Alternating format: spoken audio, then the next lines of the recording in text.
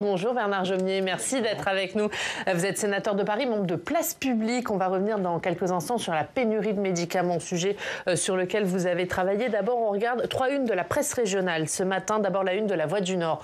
Protoxyde d'azote, le fléau, il pourrait être impliqué de nouveau dans le décès d'une adolescente de 17 ans à Roubaix. La deuxième une, celle du Républicain lorrain. Novasco, la fin de l'acier à Agondange. Le tribunal de Strasbourg qui a donc validé hier la reprise du groupe, n'incluant que le site de Dunkerque, la fin de l'usine d'acier d'Agondange et ses 430 emplois. Et puis la dernière une, c'est celle du Dauphiné, ado blessé par balle, l'ombre du narcotrafic qui a tiré à Grenoble sur un mineur isolé de 13 ans dans la nuit de samedi à dimanche. Pas encore de réponse, mais tout laisse à penser qu'il est la énième victime d'un narcotrafic qui s'est affranchi de toute morale pour dicter sa loi. De quelle une avez-vous envie de nous parler? Du protoxyde d'azote. Du protoxyde d'azote, parce qu'on a voté l'année dernière une proposition de loi dont j'avais dit que malheureusement elle serait inefficace, et elle est inefficace. La seule mesure à prendre sur le protoxyde d'azote qui serait efficace, c'est d'interdire la vente aux particuliers. Alors on nous objecte que ça sert à faire de la crème chantilly, mais c'est un argument qui ne tient pas. Il faut que les professionnels, les restaurateurs, puissent continuer à utiliser du protoxyde d'azote, mais il faut interdire la vente parce que voilà, c'est le deuxième, on va dire, événement dramatique en quelques jours. Rappelez-vous ce jeune qui a été tué dans la même région, dans le Nord d'ailleurs. Il faut interdire la vente de protoxyde. Vous allez travailler à une nouvelle loi? Il y a déjà une proposition de loi qui a été déposée il y a quelques jours par ma collègue Marion Canales. Mais il faut que le gouvernement prenne l'initiative pour que ça aille vite et que le Parlement en décide ainsi. On va parler du budget. On a entendu dans le journal Sébastien Lecornu. L'absence de budget est un péril pour la France. C'est ce qu'il a dit hier. Vous êtes d'accord? Ce serait un péril pour la France, mais je crois qu'il ne faut pas agiter des peurs inutiles. C'est ce qu'il a fait hier? C'est ce qu'il a fait hier. En voulant rassurer les entrepreneurs? Mais il y aura un budget. Il y aura un budget pour la France. L'idéal, ce serait que le Parlement l'adopte. Mais vous savez que notre Constitution prévoit d'autres possibilités, les ordonnances, la loi spéciale, comme l'an dernier. Vous n'y seriez pas opposé aux ordonnances? Mais il faut que le Parlement puisse voter. C'est quand même, ce serait normal en démocratie. Mais je dis simplement que la Constitution prévoit cette éventualité, donc que le Premier ministre agite une peur inutile. Ça dépend beaucoup de la gauche, des socialistes, le vote de ce budget. Est-ce qu'il faut tout faire pour que les socialistes, à minima, s'abstiennent sur ce budget? Ça dépend de l'ensemble du Parlement et ça dépend du gouvernement. Or, le gouvernement, s'il a fait des gestes de compromis envers la gauche, a manifestement un peu une double attitude, puisque dans le même temps, il fait traîner les débats où le Premier ministre prononce des mots comme hier, accusant, en gros, la gauche des résultats de la délibération de l'Assemblée nationale. Donc, c'est une responsabilité collective. Nous avons pris les nôtres. Moi, je suis favorable à une logique de compromis, parce qu'il faut que le pays avance, mais le compromis, ça se fait avec tout le monde, l'ensemble du Parlement et le gouvernement. Est-ce que, ici au Sénat, vous pensez pouvoir trouver un compromis avec la majorité sénatoriale? Sur le budget de la sécurité sociale, qui est le premier texte qui arrive, on a eu la réunion de commission il y a 3 jours, et on a constaté à cette occasion que la majorité nationale souhaitait réaffirmer ses positions. Alors on a tout à fait le droit, mais donner aucun signe de volonté de compromis. Je vais prendre un seul exemple, la question de la suspension de la réforme de la retraite, où la rapporteure générale nous explique que ça coûtera seulement quelques centaines de millions d'euros en 2026, donc un coût pas très élevé. La rapporteure de la branche vieillesse nous explique que c'est un peu anecdotique, que ça n'a pas une grande portée.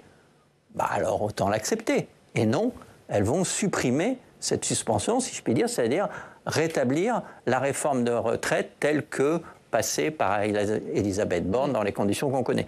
Donc ça, plus la suppression d'une petite taxation du capital, un point de CSG sur le capital en plus, la majorité nationale supprime, la majorité sénatoriale supprime.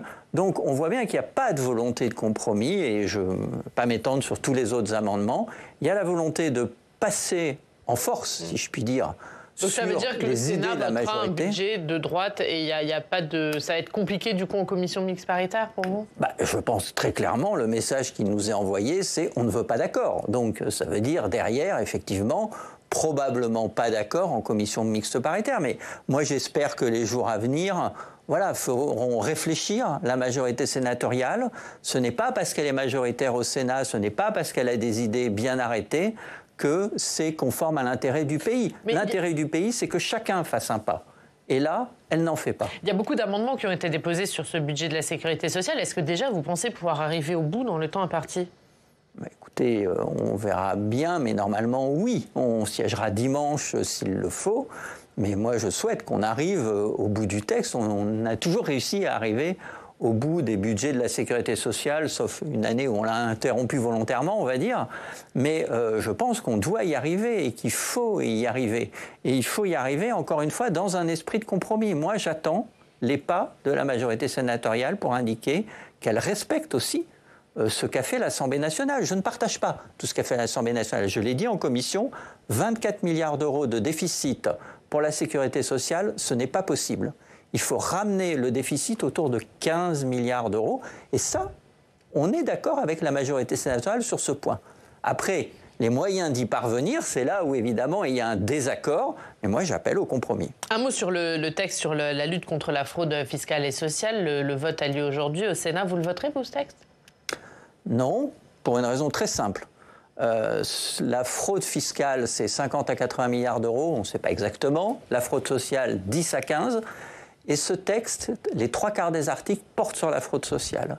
Et on a vu pendant les débats que, manifestement, ce qui préoccupe beaucoup nos collègues de la majorité sénatoriale, c'est la fraude au RSA, qui est la plus minime dans les fraudes sociales, puisque la première fraude sociale, c'est le travail dissimulé. Donc, c'est les employeurs.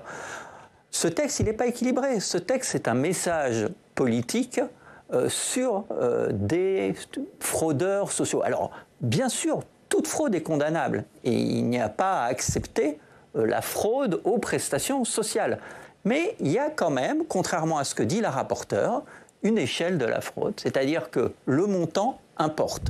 Et il y a une fraude, celle d'acteurs financiers par exemple, qui mettent en place des dispositifs pour échapper au fisc, pour échapper aux cotisations sociales, qui déstructurent, qui tuent notre système de solidarité. Donc, ce texte n'est pas équilibré. J'espère que l'Assemblée nationale, elle le rééquilibrera.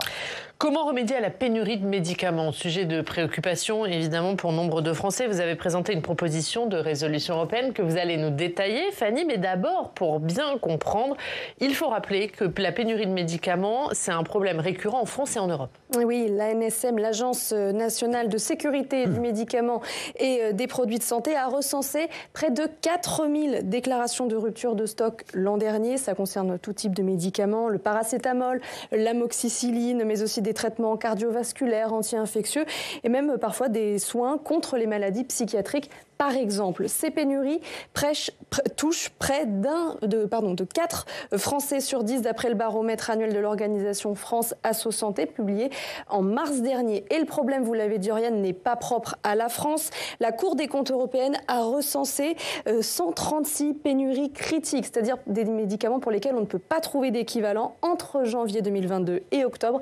2024. Ces pénuries sont dues notamment à la stratégie européenne de délocalisation de la production dans des pays où la main-d'œuvre est peu chère. 80% des substances pharmaceutiques utilisées pour produire nos médicaments sont fabriquées en Asie.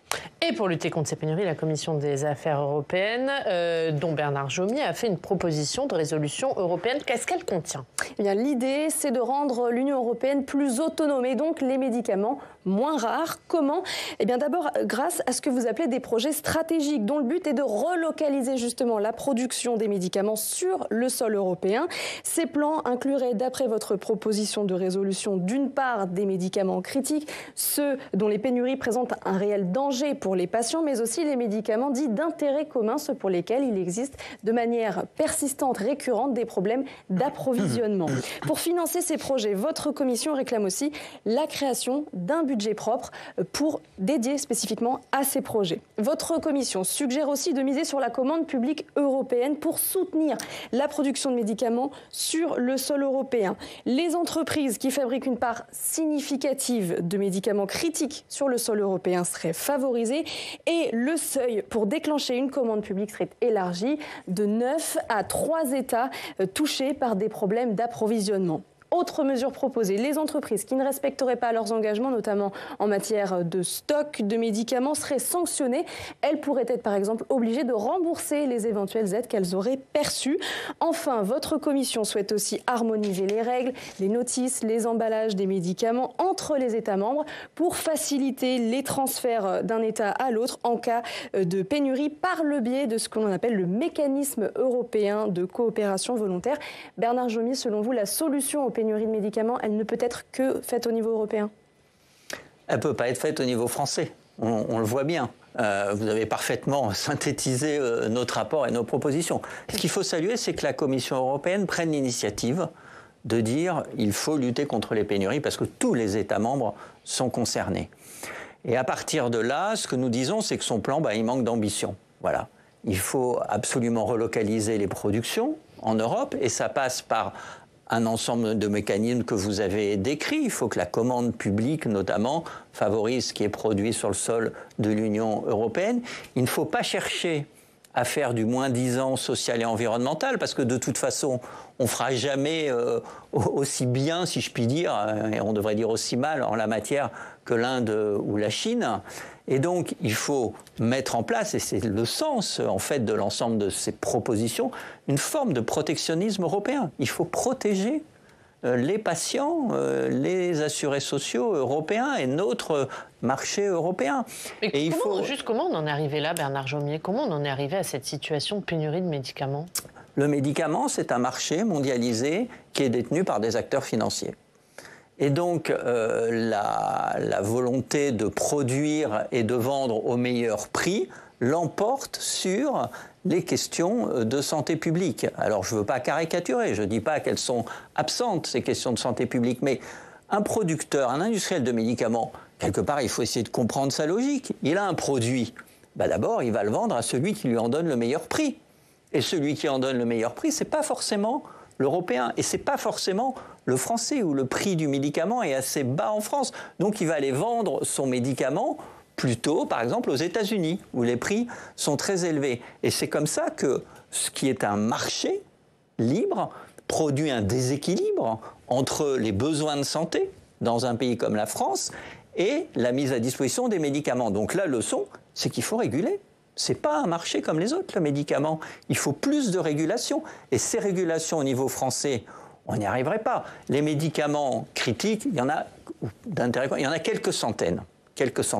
On est incapable en France de reproduire ces quelques centaines de médicaments. Il ne faut pas raconter d'histoire. Donc il faut un cadre européen qui pose des règles, qui protège, qui utilise un ensemble de leviers. Et il faut aller vite, et il faut un peu y mettre les moyens, parce que juste un chiffre, la Commission européenne propose de dépenser, sur toute l'Union, 80 millions d'euros, c'est-à-dire quasiment rien. Emmanuel Macron, au moment du Covid, il a lancé un plan de relocalisation des médicaments dont plusieurs communes ont profité. On va aller dans l'une d'elles. Bonjour Marie-Hélène Millet, merci d'être avec nous. Vous êtes maire UDI de Saint-Genis-Laval, c'est dans le Rhône. L'usine de votre commune, elle produit du paracétamol. Elle a connu des difficultés. Elle a été quelque peu relancée à l'époque Covid. Est-ce que c'est la traduction concrète pour vous de l'engagement de l'État pour relocaliser ces productions essentielles ? Alors effectivement, ça a permis une relocalisation d'une forme soluble de paracétamol, notamment à vocation des enfants. Donc l'entreprise aussi a investi, mais c'est vrai que le concours de l'État avec France 2030 a permis cette relocalisation et ça se poursuit aussi avec des nouveaux marchés. Il faut dire aussi que c'est vrai que cette période Covid, elle a montré qu'on était effectivement extrêmement dépendant des partenaires étrangers, qui n'étaient pas forcément d'ailleurs des partenaires en l'occurrence. Quel impact ça a eu du coup pour votre commune ? Très concrètement, c'est une entreprise qui a réembauché d'une manière assez importante et de nouvelles embauches sont prévues pour l'année prochaine. Donc ça, je dirais que c'est un impact déjà très positif au niveau de l'emploi, d'autant plus que ce sont des personnes embauchées, alors pas seulement sur ma commune, mais dans un secteur relativement proche. Donc c'est vraiment aussi de l'emploi local. Donc ça refixe aussi de l'emploi. Donc ça, c'est quelque chose d'important. Mais au-delà de l'emploi, c'est aussi, je dirais, tout un écosystème. Une entreprise, elle fait aussi partie de l'écosystème local. Et c'est ce qu'on voit avec l'entreprise Benta. Donc, je vous donne quelques exemples très concrets. Mais cette année, par exemple, l'entreprise a noué un partenariat avec le club de football, car beaucoup d'employés ont leurs enfants ou eux-mêmes jouent dans le club local de football. Nous avons fait aussi un partenariat ville et entreprise Benta lors d'Octobre Rose pour pouvoir aussi mettre en avant la santé des femmes et la santé d'une manière générale. Donc, on a offert des ateliers de sensibilisation à la fois aux personnes de l'entreprise Benta, mais qui étaient aussi incluses dans une action avec des habitants de la ville. Et on avait aussi pu financer cette action pour les agentes et les agents de la commune de Saint-Genis-Laval. Un mot, Bernard Jomier. Et puis, je dirais, pardon. Oui, juste petit point, si je puis me permettre. Ah, pardon. Allez-y.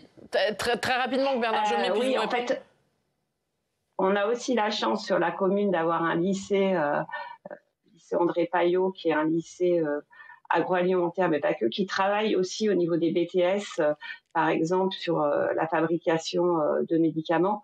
Donc, c'est aussi des stages potentiels pour des étudiants. Donc, voilà, ça favorise un maillage. Alors, j'ai bien conscience que c'est de la dentelle et que c'est... Ouais, juste pardon, Madame la maire, mais c'est que Bernard Jomier puisse vous répondre. Il y a quand même eu une volonté de relocaliser justement ces productions essentielles, et on le voit, il y a des endroits où ça marche. Oui, bien sûr, ça marche quand on s'en donne un peu les moyens. Et c'est fondamental. Pour ça, la France doit participer à une relocalisation européenne, dont une partie sera relocalisée en France, et notre État doit lui-même apporter des fonds, doit lui-même faire preuve de volontarisme, parce que à la fois, il y a des critères de sécurité sanitaire, comme Madame la maire l'a dit, et puis c'est une activité économique aussi. Et donc, la conjugaison des deux est bénéfique. Et la France ne peut pas tout faire toute seule, parce que relocaliser le paracétamol est important, mais il y a plusieurs centaines, à minima, de médicaments qu'il est important de relocaliser. Et ça ne peut se faire que sur le territoire de l'Union européenne, après, avec un mécanisme de coopération qui est prévu et qu'on appelle de nos voeux dans notre résolution. Mais est-ce qu'il faut craindre, les Français qui nous écoutent, ils doivent craindre dans les prochaines semaines, dans les prochains mois, de nouvelles pénuries de médicaments? Ah oui, bien sûr. Il y aura de nouvelles pénuries de médicaments, d'abord parce que la politique européenne reste trop faible en la matière, et c'est la raison pour laquelle nous, on demande plus de volontarisme. Merci Madame la maire, merci beaucoup d'avoir été avec nous. Marie-Hélène Millet, maire UDI de Saint-Genis-Laval dans le Rhône. Merci beaucoup d'avoir été avec nous. On va continuer à parler des questions de santé. On va retrouver Jacques Paquier. Bonjour Jacques. Merci d'être là, directeur de la rédaction du journal du Grand Paris. Jacques, on va parler avec vous de santé mentale des jeunes. Oui, les élus sont nombreux à alerter l'opinion sur ce qu'ils appellent une épidémie silencieuse de détresse psychique depuis le Covid. Il paraîtrait, alors je ne sais pas s'il y a des chiffres, si vous en avez, mais la santé mentale serait un sujet très préoccupant, celle des jeunes. Un candidat comme Emmanuel Grégoire, que vous soutenez peut-être, Monsieur Jomier, pour la mairie de Paris, propose du sport sur ordonnance pour lutter contre la sédentarité, qui serait une des causes de cette détresse psychique, ainsi qu'un psy-check, qui serait donc un bilan de santé mentale gratuit, proposé à chaque jeune parisien, et puis une aide financière à une première consultation. Quel est votre regard, Monsieur Jomier, sur cette problématique préoccupante en effet, et puis sur les moyens de lutter contre cette souffrance psychologique des jeunes? D'abord, beaucoup d'humilité, je vais vous dire, parce que bien sûr, il y a de multiples indicateurs du fait qui témoignent d'une dégradation de la santé mentale des jeunes. Je vais vous en citer un, par exemple. Vous savez que les jeunes dans notre pays, pour une part significative, ne veulent plus faire d'enfants quand on les interroge. Et ça témoigne d'une interrogation profonde sur l'avenir et d'un trouble sur l'avenir. Il n'est pas naturel de ne pas se projeter, de ne pas vouloir d'enfants. Bon, il y a la question de l'addiction aux écrans, etc. Donc il y a beaucoup d'indicateurs qui montrent que les jeunes sont en souffrance. Et quand je parle d'humilité, c'est-à-dire que il y a eu des rapports qui se sont multipliés sur les addictions, par exemple celui d'Amin Benhamina, qui l'a remis au chef de l'État l'année dernière. Et au fond, il y a un ensemble de solutions à mettre en œuvre. Et cet ensemble de solutions doit répondre à un problème qui est un problème de société. C'est-à-dire que les jeunes vivent la vie actuellement dans notre société comme angoissante, comme déstabilisante, comme nourrie d'interrogations sur le désordre international, la crise climatique, leur propre situation. Est-ce qu'ils vivront mieux demain que leurs parents? Il y avait le progrès, c'était, vous avez comme moi passé l'âge de la jeunesse, on va dire, et ben le progrès, c'était qu'on allait vivre mieux que nos parents et que nos enfants vivraient mieux que nous. Et cette idée-là, elle est en train d'être rompue. Et donc vous voyez bien qu'il n'y a pas une seule réponse. Il y a une réponse de la société et après il y a les services de santé auprès desquels les jeunes doivent pouvoir trouver une prise en charge, un suivi. Et là, je ne vais rien vous apprendre. La psychiatrie et les services médico-psychologiques sont en grande déshérence dans notre pays. Michel Barnier l'avait bien compris, il a dit la santé mentale sera la grande cause de l'année 2025. On en parle beaucoup et c'est heureux. En parler, c'est une première étape, mais il est temps maintenant de multiplier les dispositifs que les jeunes puissent chacun trouver une écoute et trouver une réponse à leurs difficultés. Merci beaucoup Jacques Paquier d'avoir été avec nous. La une du Journal du Grand Paris, c'est sur ces projets d'architecture parisienne exemplaires, 2e édition, un aperçu du futur visage du Grand Paris. Merci beaucoup Jacques d'avoir été avec nous. On parlait de la campagne des municipales avec Jacques. Bernard Jomier, est-ce que selon vous, la situation politique nationale aura un impact sur les résultats des municipales? Bien sûr. Bien sûr, les élections municipales sont un mélange de facteurs locaux et puis de facteurs nationaux, et particulièrement dans les grandes villes et dans les métropoles où le lien direct avec le maire est plus faible que dans les petites communes. Donc, à qui ça va profiter? Qui ça va desservir du coup selon vous?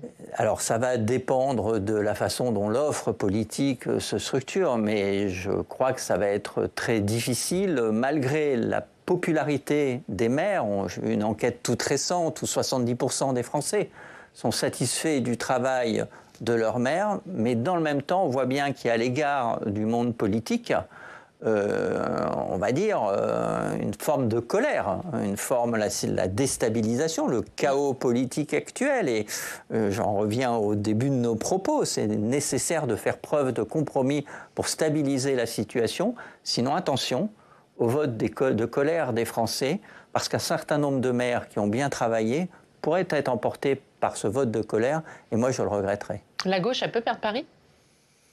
La gauche est, on va dire, politiquement majoritaire à Paris. Tous les derniers scrutins le démontrent. Mais si elle ne sait pas proposer justement un avenir auquel les Parisiens adhèrent, si elle ne sait pas proposer une offre politique qui soit pas forcément de s'unir, je comprends tout de suite le sens de votre question, depuis la France insoumise jusqu'à une gauche modérée. La question n'est pas forcément celle-là. Est-ce que Place Publique, par exemple, ira au premier tour avec son candidat? Ou est-ce que vous travaillez à un accord avec le PS, avec les écologistes? Place Publique privilégie l'hypothèse où l'espace politique dans lequel on est, suit un espace politique social-démocrate et écologiste, aille ensemble au premier tour.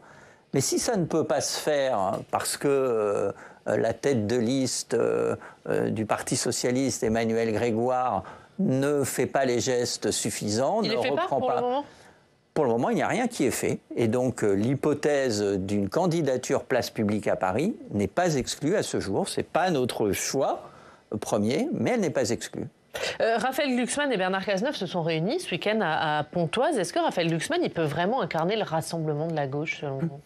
Je crois que Raphaël Glucksmann, les Français l'ont bien compris, il leur parle directement et il parle du fond et il porte des valeurs. Et ça me paraît essentiel dans notre société qui est un peu déboussolée d'avoir un discours de valeurs. Et on l'a bien vu au moment de la campagne des européennes. Les Français entendent ce discours de valeurs et on verra après les accords politiques. Mais vous pensez que le PS acceptera de se ranger derrière la candidature de Raphaël Glucksmann? Écoutez, je crois qu'aborder l'élection présidentielle par un accord d'appareil entre les partis, une fausse primaire qui ne résoudra rien du tout. Vous pouvez faire une primaire quand vous portez un projet politique similaire. Sinon, la primaire, elle ne débouche sur rien. Elle ne débouche que sur de la division. Et c'est comme ça que la dernière primaire qu'a fait le Parti socialiste, Manuel Valls n'a pas voté pour Benoît Hamon. Donc c'est inutile, c'est une voie sans issue. Donc il faut procéder autrement et à partir d'un discours sur les valeurs et le projet pour le pays. C'est ce qu'essaye de faire Raphaël Glucksmann. Merci Bernard Jomier. Merci beaucoup d'avoir été notre invité.